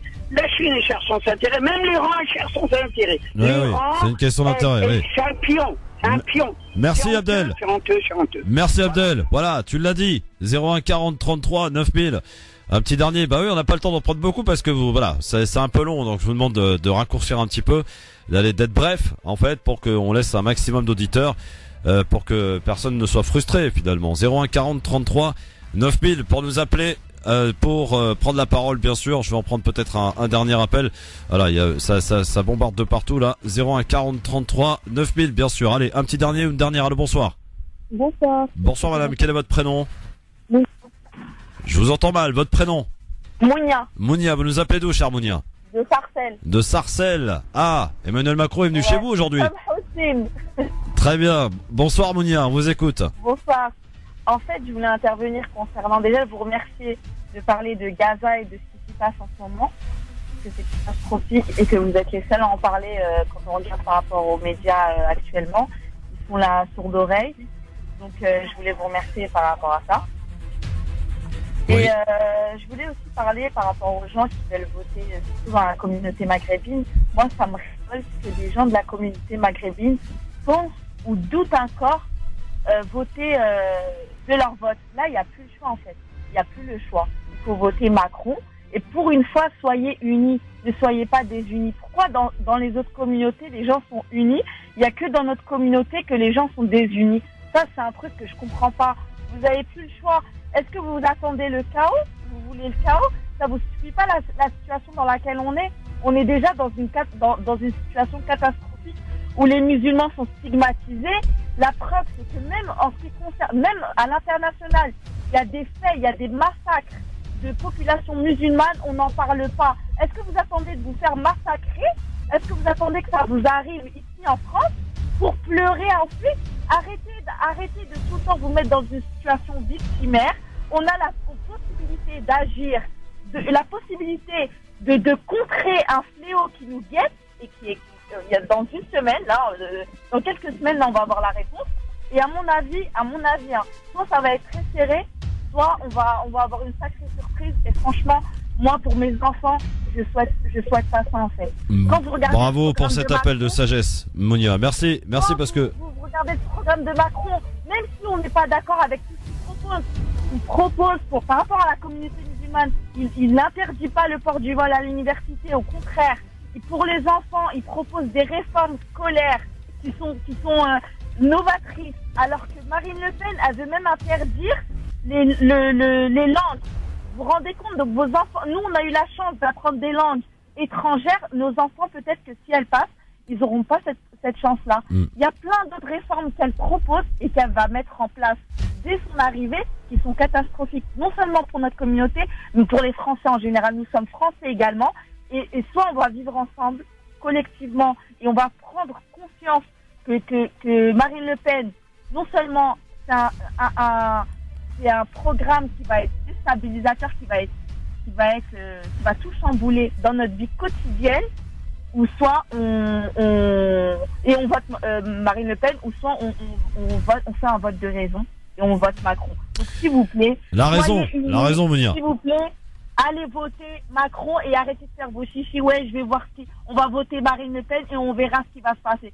Si vous savez ce qui va se passer, alors arrêtez de faire vos chichis. Merci Monia, merci beaucoup. À bientôt du côté de Sarcelles. Au revoir. Au revoir. Voilà, écoutez, c'était l'appel du cœur là aussi de Monia. Bon c'est bien, au moins on constate quand même que les mentalités un petit peu évoluent et on peut que s'en réjouir, bien entendu. 01 40 33 9000, bien sûr on remet le couvert demain avec le plus grand plaisir. On fera un petit détour par Tabarka demain en Tunisie avec Tarek Mamé qui s'y trouve sur place. Et nous parlerons aussi d'une manifestation qui aura lieu ce dimanche, je crois à 17h place de la République, pour toutes les victimes du terrorisme à travers le monde. Pas que Charlie Hebdo, pas que l'Hypercacher, pas que le Bataclan, non, aussi en Égypte, au Pakistan, en Irak, en Syrie, en Libye, en Tunisie, partout dans le monde, etc., etc. Cette donc manifestation propose de nommer tous ces gens qui ont été victimes du terrorisme. Et Dieu sait s'il y en a à travers le monde, beaucoup trop, bien entendu. Eh oui, bon, allez, on espère en tout cas le meilleur pour nous tous. Soyons raisonnables, essayons de peser, essayons d'être unis et essayons d'avancer dans le vivre ensemble que l'on aspire tous, qu'il soit le meilleur possible. Allez, tout de suite un point sur l'actualité avant de retrouver Amar pour l'éphéméride. C'est avec Marine Garel que nous avons rendez-vous. Bonsoir Marine. Bonjour à tous. 1 millier de personnes à Rennes, plusieurs centaines à Toulouse et à Paris, principalement des étudiants et des lycéens. Des opposants aux candidats à la présidentielle ont défilé ce matin dans les rues, au cri de ni Le Pen ni Macron. Quelques incidents ont éclaté dans la capitale. Une agence bancaire notamment a été prise pour cible. Et de son côté, Marine Le Pen était au Gros du Roi ce matin pour une rencontre avec des pêcheurs. Elle sera à Nice en soirée pour un meeting. Emmanuel Macron, lui, était à Sarcelles avant d'être ce soir sur le plateau de TF1. Le Parlement européen évalue désormais à près de 5 millions d'euros le préjudice potentiel pour les salaires versés frauduleusement à des assistants eurodéputés Front National. Jusqu'à présent, les responsables du Parlement tablaient plutôt sur 2 millions. La Cour d'appel de Paris a confirmé la condamnation en diffamation du magazine Le Point, qui, dans le premier article sur l'affaire Big Malion, accusait Jean-François Copé d'avoir volé l'UMP. Le directeur du Point, Franz-Olivier Gisbert, a été condamné à 1 500 € d'amende. Les deux journalistes, chacun à 1 000 € d'amende. 2 policiers du GIPN blessés, ça s'est passé ce matin à La Réunion en tentant d'arrêter un homme suspecté de radicalisation islamiste. Le suspect, qui est âgé d'une vingtaine d'années, a eu le temps de se saisir d'un fusil pour tirer sur les forces de l'ordre. D'importantes quantités d'armes ont été retrouvées à son domicile. La sœur et le père de Francis Holm ont pris la parole ce matin devant les jurés de la cour d'assises de Metz. Des jurés qui examinent aujourd'hui la personnalité et l'enfance de Francis Holm, une enfance sur fond de violence et d'alcool. Le tueur en série comparé pour le meurtre de 2 enfants à Montigny-lès-Metz en 1986. Football, la Coupe de France, Paris a rejoint Angers hier en finale. Le PSG vainqueur de Monaco 5-0 au Parc des Princes. Rendez-vous maintenant au Stade de France le 27 mai pour connaître le vainqueur de cette 100e édition. France Maghreb 2, service, info, musique, divertissement. France Maghreb 2. France Maghreb.